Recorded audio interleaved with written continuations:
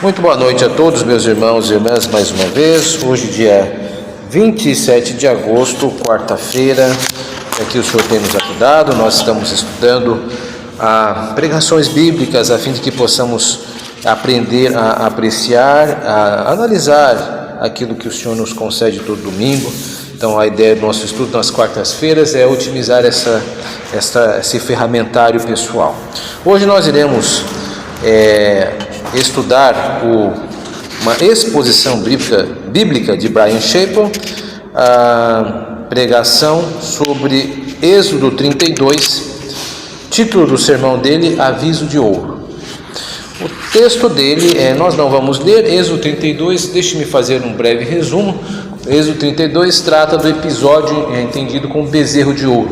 Moisés está recebendo as informações de Deus no Monte Sinai e o povo fica impaciente por causa da demora dele e acaba pressionando Arão a fim de que Arão produza um bezerro de ouro, o que ele faz. E então eles sacrificam esse bezerro de ouro, chamam de Yahvé, o bezerro de ouro, e começam a ter um tipo de festividade envolvendo sexualizações, uma atividade que remonta à idolatria da época. Os cultos antigos tinham essa conotação sexual, ou seja, começam a idolatrar crassamente, Esse é todo o capítulo 32. Moisés então desce ao pé do monte, quebra as pedras onde estão escritas a lei de Deus, e por causa desse episódio os israelitas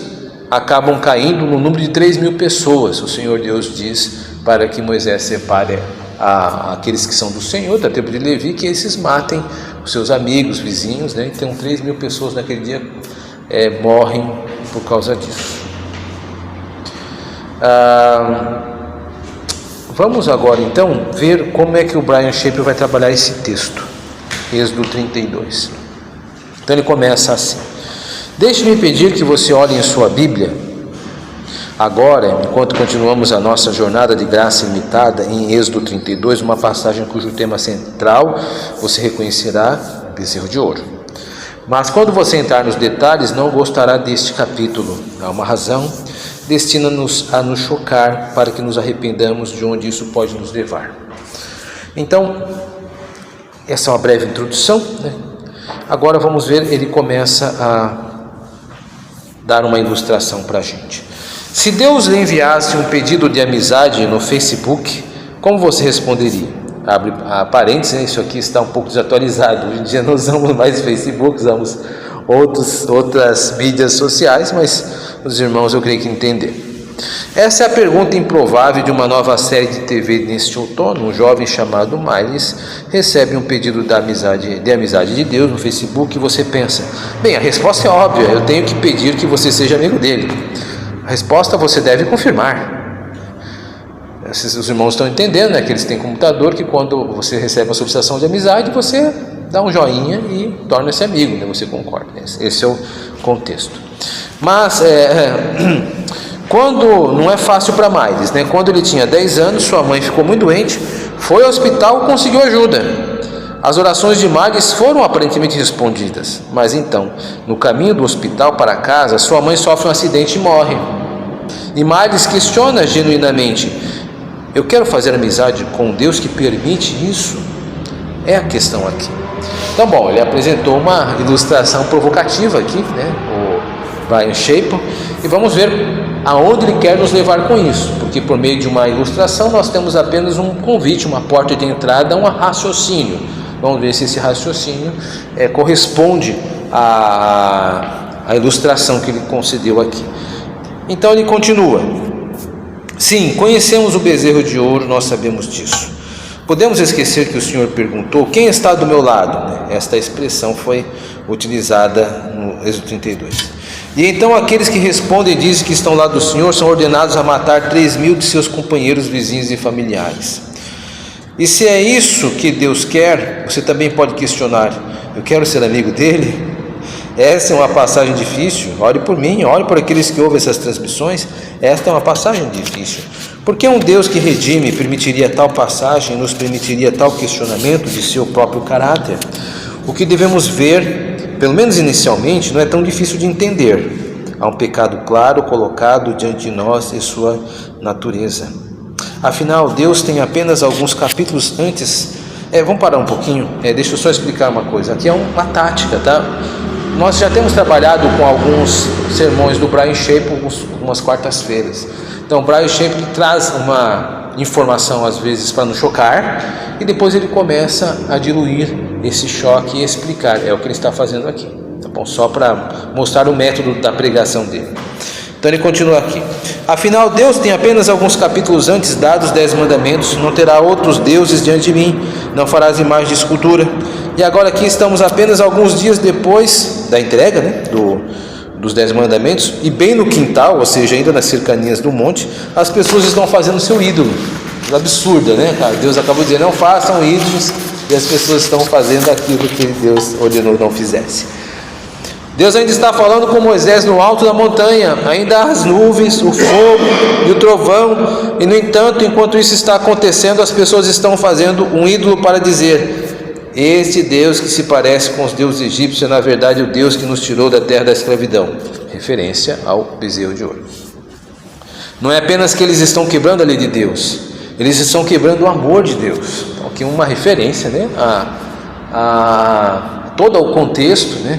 Não é só a entrega da lei, né? A entrega da lei não é apenas uma entrega de normas a serem obedecidas. A entrega da lei também é uma expressão de graça. Tanto é que antigamente fazia-se uma divisão incorreta entre lei no Antigo Testamento e graça. Isso é incorreto. Por quê? Porque até mesmo a lei é uma concessão da graça, ou seja, nós recebemos a lei de forma graciosa, porque nós não temos direito de receber coisa alguma de Deus, mas Deus misericordiamente revela a sua vontade por meio da lei moral. Esta é a ideia, né, da lei. Então, mesmo na lei, a graça, a amor. Essa referência que Brian Shape está fazendo, o que está em sintonia com a queixa de muitos profetas, sobretudo em Ezequiel no capítulo 16, onde Deus irá contar, narrando em primeira pessoa, como uma história de noivado, onde Deus toma o seu povo, que estava numa situação difícil, dá a sua lei, o veste com trajes dignos, mas depois o povo se volta para o adultério, que é uma ilustração da idolatria. Então, o que Brian Shape está fazendo, está usando uma conotação até do Antigo Testamento, na forma de tratar a quebra da lei feita aqui. Continuando, você se lembra que na semana passada falamos sobre a instrução de Deus para o tabernáculo? As pessoas fazem uma contribuição: traga seu ouro e sua prata, mas apenas de acordo com o que o seu coração quer. Deixe a gratidão ser seu guia. Você acha que eu o redimi, que lhe dei maná todas as manhãs, água no deserto, libertação dos egípcios, segurança na escravidão? Deixe seu coração ser seu guia.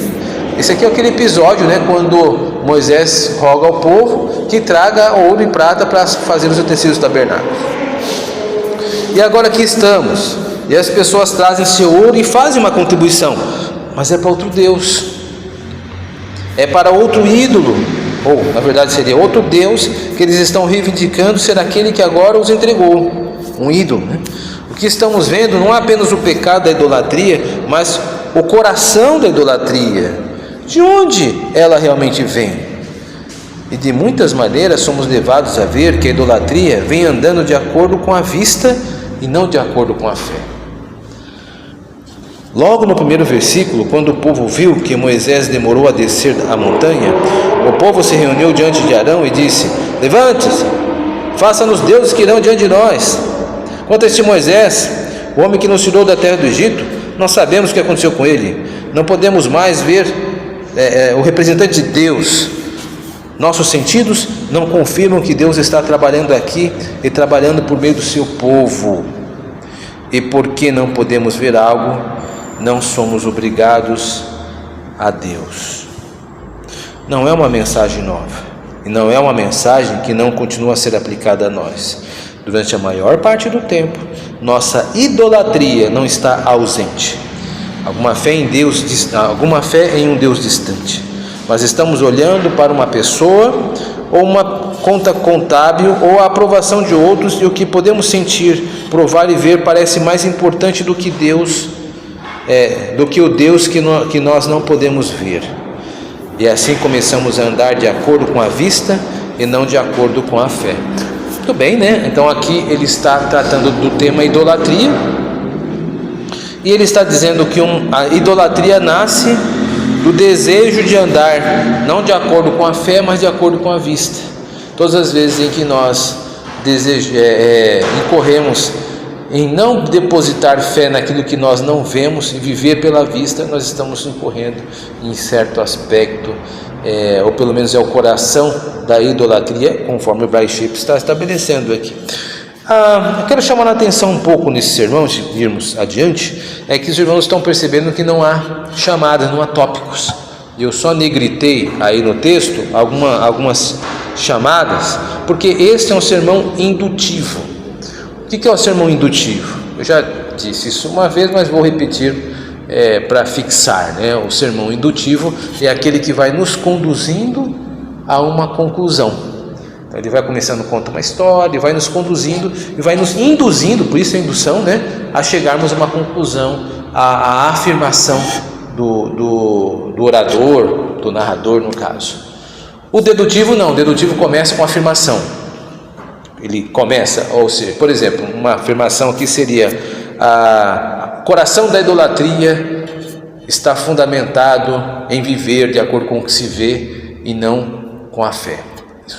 Vou provar isso. O texto de Moisés, tá vendo? Isso é dedutivo. Você apresenta um tópico e aí você vai defender esse tópico. O indutivo, ele está nos conduzindo. Então, como é um sermão indutivo, eu estou fazendo algumas chamadas internas, né? Para que nós percebamos visualmente como ele está se desenvolvendo. A pergunta que pode ficar, meus irmãos, como é que nós fazemos isso sem ter um texto à mão, só ouvindo o pregador? Observando os temas que estão presentes, os temas fluídos no texto. Então aqui, o primeiro tema aqui seria a questão da idolatria. Estamos tratando da idolatria. Então agora nós vamos para um outro tema que vai surgir nessa próxima entrada aqui. Eu vou chamar a atenção quando ele aparecer. Continua o Brian Shape. É sempre assim para nós. Tendemos a avaliar Deus e sua realidade pelo que podemos ver, tocar, calibrar ou programar. E ter fé de que Deus não pode ser tocado. Sua agenda pode não ser a nossa, seu calendário pode não ser o nosso, o seu tempo pode não ser o nosso. Podemos não ver no momento o que Ele está fazendo, e ainda assim Ele é o único em que se pode confiar, e qualquer outra coisa é idolatria. Confiar em nossos sentidos e não em nosso Deus. Podemos dizer que essa sessão foi só para fechar aquela anterior. Agora entra outro tema. Falta honestidade. Perceba que eu grifei embaixo honestidade, que é um outro tema.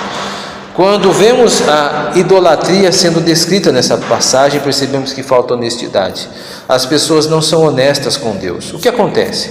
A transferência de culpa. No versículo 22, como Moisés diz a Arão: o que este povo fez com você? E Arão responde no versículo 22: não queime a ira de meu Senhor, não fique nervoso. Você conhece as pessoas que estão empenhadas no mal. Eles me fizeram fazer isso.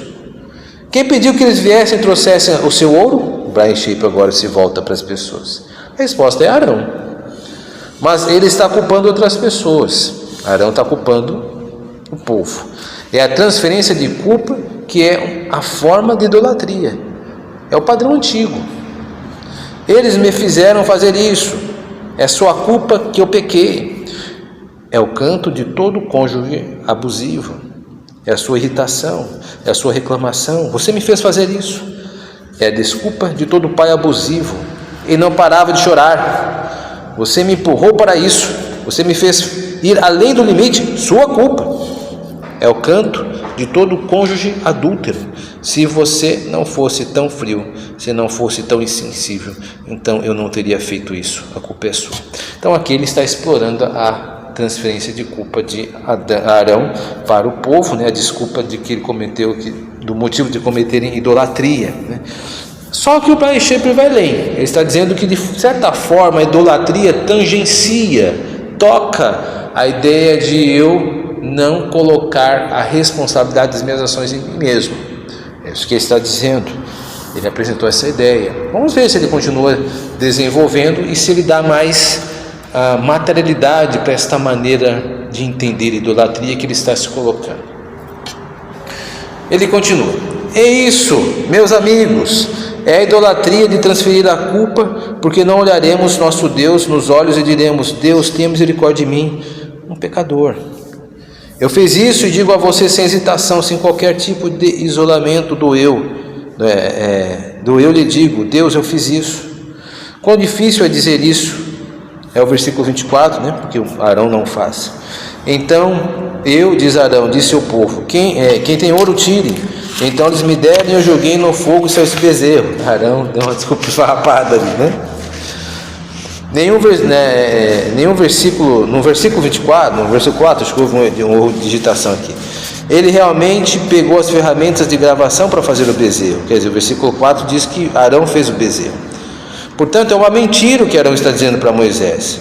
Isso não é apenas transferência de culpa, é uma mudança de fonte. Ou seja, Arão, ele começa a mentir. Primeiro ele transfere a culpa, é uma escalada, né? Ele transfere a culpa, ele mente, ele distorce a realidade, né? Eu não sou responsável, algo mais acabou de chegar. Lembro-me de estar com um jovem, ele vai contar uma ilustração pessoal. Lembro-me de estar com um jovem na prisão uma vez, um membro da nossa igreja que havia dado 6 tiros no coração de outro homem. A arma simplesmente disparou, disse o menino, né? A arma bastante precisa. Ouço outros dizerem: o dinheiro estava lá. Não é culpa de outra pessoa. Senhor, contra ti, somente contra ti cometi esse pecado, esse mal aos teus olhos.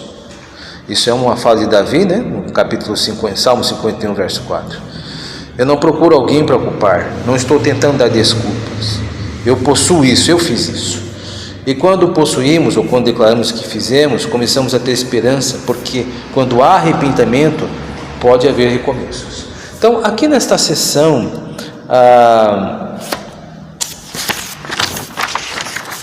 Brian Shaper, ele trabalha com a ideia de honestidade, transferência de culpa, mentira, mudança de fonte, para mostrar que a idolatria não anda acompanhada. Não que esses pecados em si sejam crassamente idolatria. Ele está abordando a idolatria nos seus conceitos, naquilo que fica orbitando ela, né? Aquela mesma ideia de que um pecado ele não anda sozinho, né? Ele acaba trazendo outros consigo mesmo. Então, eles acabam se envolvendo, a idolatria acaba fazendo com que esses outros pecados também sejam convocados, e há uma certa intoxicação. Ele vê tudo isso relacionado. Até então eu acho que isso não está incorreto, é uma maneira de interpretar e nos mostra o quadro geral, o quadro todo, né? Todas as vezes em que nós cometemos um pecado, esse pecado nunca está só, né? Ele está sempre acompanhado de outros pecados. Agora ele vai mudar o tom, o tema, né? Eu coloquei aqui entre conchetes consequências, porque ele vai mudar para a consequência. E essa é a consequência que está tanto na exibição que nos dá razão para a parte que odiamos ler. Volta lá no começo, né? Que ele diz que nós vamos ver coisas que não gostaríamos. Moisés disse aos homens: assim diz o Senhor, Deus de Israel, põe uma espada ao seu lado, vocês vão de um lado para o outro no portão, em todo o acampamento, e cada um de vocês matem seus irmãos, seus companheiros, seus vizinhos. E eles fizeram exatamente isso para que 3.000 pessoas morressem. O que Deus está exibindo? Mas que o salário do pecado é, qual é a palavra? Morte. Você vê, você sabe disso, porque nós aprendemos quando criança, mas é algo meio abstrato. O salário do pecado é a morte. E Deus diz: você só acredita no que vê. Vou lhe mostrar como é a morte como o salário do pecado. E 3.000 pessoas morreram. Agora você acredita em mim, na consequência da idolatria, né? E o que Deus está fazendo em última análise, mesmo quando Ele nos mostra a consequência, Ele está mostrando de maneiras que podem fornecer um certo discernimento do julgamento que se aproxima.